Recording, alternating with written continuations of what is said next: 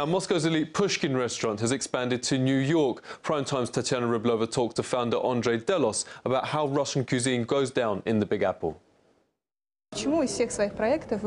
Why, out of all your projects, have you decided to bring Pushkin to New York? It was logical. Since Pushkin opened in Moscow, people have been asking us if we were planning to open a similar restaurant in the US, Latin America, or Europe. Why did they ask? Well, first of all, Pushkin is an interesting project. More importantly, because serious Russian gourmet cuisine is not represented around the world. In Europe, it exists in the form of pretentious canteens, claiming to be authentic. In America, there are establishments run by Russian immigrants who have long forgotten what Russian cuisine is all about. Americans have always liked Russian food. Unfortunately, they only know it in its most basic form, borscht and dumplings. The idea of introducing them to a mix of 19th century dishes in a very advanced, creative form seemed appealing to us. New Yorkers are a very demanding public. What do you plan to offer them that they don't already have?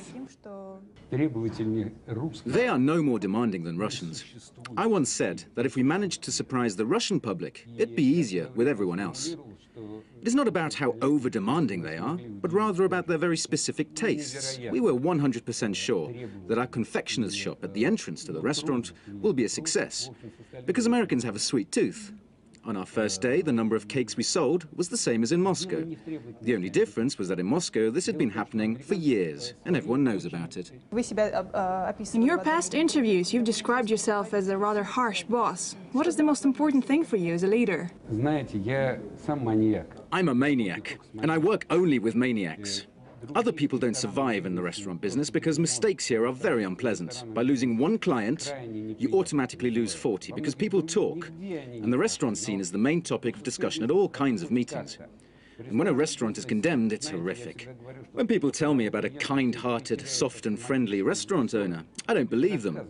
A restaurant owner is a dragon. And as was said a long time ago, the personnel at a restaurant are an army. We've talked about New York, but what about Moscow? Which restaurant formats look most promising here? Moscow is a very warm city, but unlike beautiful but cold St. Petersburg, it's missing cute, light-hearted, tasty and expensive cafes.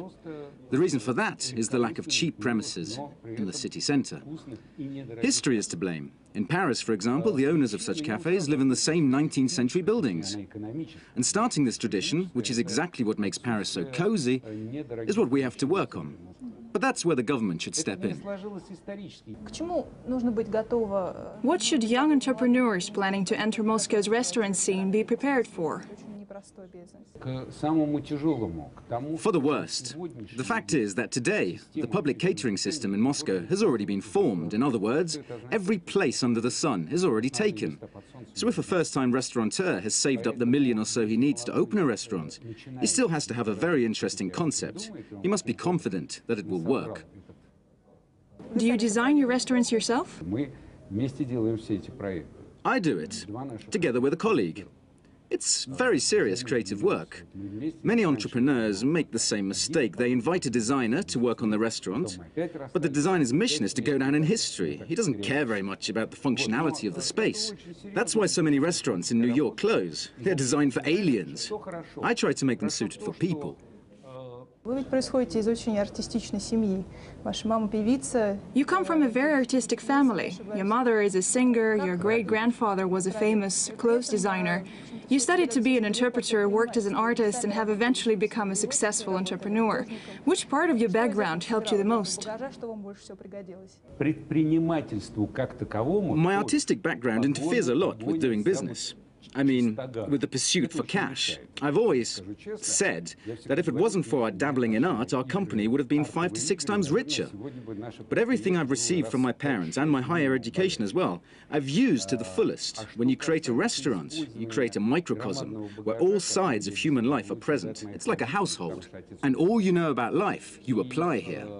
I'm a happy person in this respect. I know how to talk to cooks, managers and workers in their own language. And that's very important. Thank you very much for this interview.